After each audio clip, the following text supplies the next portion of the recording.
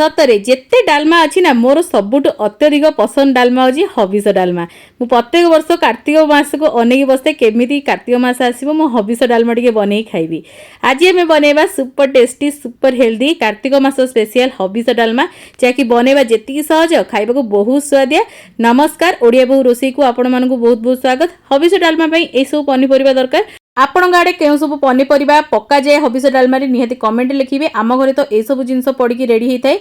आउ ए हबिष डालमा बेसी किसी पनीपरिया पड़ेनी जमीक ए पड़ी था ओऊ पड़ी थाए आउ सारू पड़ी थाए आउ कंदमूल पड़ी थाए आउ कंचा कदली पड़ी थाए आउ पानी कखारु पड़ी थाए आउ खंब आलू बा माटी आलू जोटा सेटा पड़ी थाए।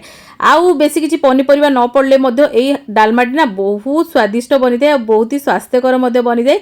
चलतु प्रथमे पनीपरिया को धोईकी बढ़िया भाव में काटी नबा आउ तापरे आमे रेडी करबा आउ सब जिंस। हाँ ओटा को मन रखिबे जेतेबेले काटिबे ना टिके छेचिबे न छेचिले एटा भल लागिबनी। तो एडी मो ओ काटिकी रखिछि मो परे छेचिकी पकेइबी। तो ओटा को भी काटी देछि एडी किछि नडिया कोरा भी मो रखि देछि आउ परिबा को टिके बड़ खंड करी काटिछि। तापर देखो मुग डाली नहीं आ मुग डाली सब कंचा ही व्यवहार होता है आउ भाजिले से टेस्ट आसबनी कि भाजिक एटा करा भी जाएनी। तापर देखो ये मुग डाली कौन करना प्रथम धोई नहीं भल भाव में सफा करना कारण टे धूलीमली थाए ना धूलीमली थे आपड़ सफा करने जदि आप चाहूँगी गोटा मुगरे बनवाक भी से बनई पारे कि कंचा ही बनइबे। देखो मुग डाली को धोई देती अल्प टे पानी देकी मुझे रखी नहीं। एबे चलतु आम बसैबा।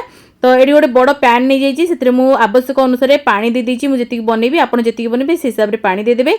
मुग डाली जो धोईकी रखी ताकू आम आणिक आम ये देदेबा। प्रथम आम मुग डाली टिके फुटिया मुग डाली टिके सिझिला भितर आम ये मसला रेडी करवा से मुझे नहीं गोटे बड़ स्पून गोलमरीच 2 स्पून जीरा आपको भल भाव में आम रोस्ट करनबा टिके भाजिकी आम को दर दर खंड करके हेमदस्तार कुटिदबा।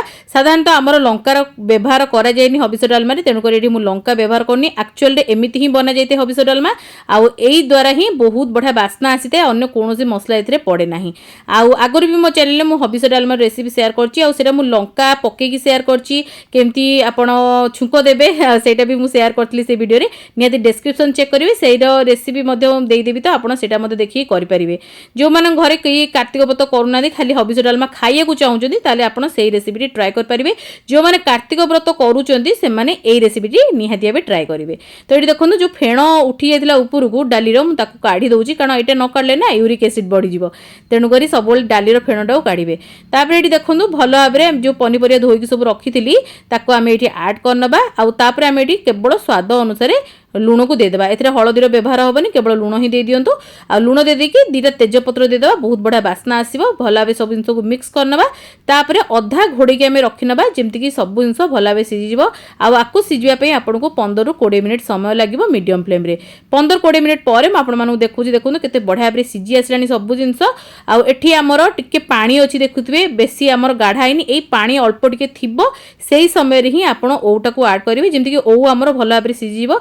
सिझा बेसी समय लगी न थाए मात्र 5 मिनिट ही आपको लगे मीडियम फ्लेम रे। ये देखो अदा कोरा टे दे दीजिए बढ़िया बास्ना आसी थाए आमर ये डालमा रे। तापर ये ओऊ को छेचिकी मुझे देदेची छेचिकी निहाती मन करके देवे ना तो भल भाव में सिझिबनी। तापर भल भाव में सब जिन मिसई देवा ओऊ को भल भाव में सिझा को देवा। ओऊ सिझा भितर आमर पानी भी मरीज आ बहुत बढ़िया डालमा आमर देखो गाढ़ा ही आसला 5 मिनिट पर मुझे देखी केते बढ़िया भाव में आम डालमा गाढ़ा ही जाइए। आम ये ऐड करवा टिके नाकु नड़िया कोरा आउ गुड़ ये देवा टिके बालांस गोटे स्पून खंडे आप गुड़ दे दिंतु बहुत बढ़िया बालांस हम आमर ये डालमा खाइबा को बहुत स्वादिष्ट बनी जेहेतु आम ओ पकईचे खट्टा खट्टा लगी थाए तो गुड़टा पकईदे बढ़िया भाव में बालांस हो जाए। तो भल भाव में देखो मुझे मिक्स कर नहीं तापर आम कौन करियो ना आम जो मसला कुटिकी रखी जोटा आम भाजी रखी ताको मु कुटी नहीं एबे आम ऐड करवा। तो ये आपंकर जी आवश्यक से अनुसार आप ऐड करनियंतु। आउ ए मसला को ऐड कर सारा पर आप कौन टिके घोड़ेकी रखिदेवे जमीक मसलार बास्नाटा बहुत भल भाव में आसीज।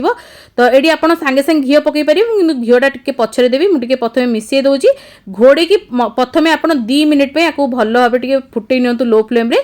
आउ तापर आप गोटे स्पून खंडे घी दे दियंतु आपण रेडी हो गला हबिष डालमा। आपण ए कौन प्रकार छुंक लगेबेनी एमती ही खाइबे बहुत बढ़िया टेस्ट बनी थाए।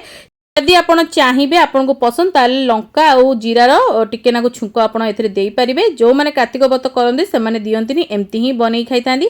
तो एम्ति थरे ट्राई करंदो केमति लागिला निहाती भाबे आपण को मतामत को शेयर करिवे।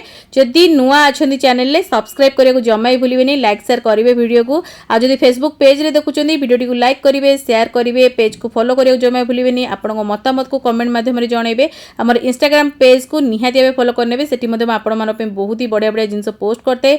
जदि किसी नुआ रेसिपी देखिए चाहते कमेंट माध्यम जनइबे, मुझे निश्चिंत आने को चेष्टा करी। तो आगू ओडिया बहु एमती बहुत सारा बढ़िया बढ़िया रेसिपी सब आपण नहीं आसो। तो आज ये जय श्री जगन्नाथ।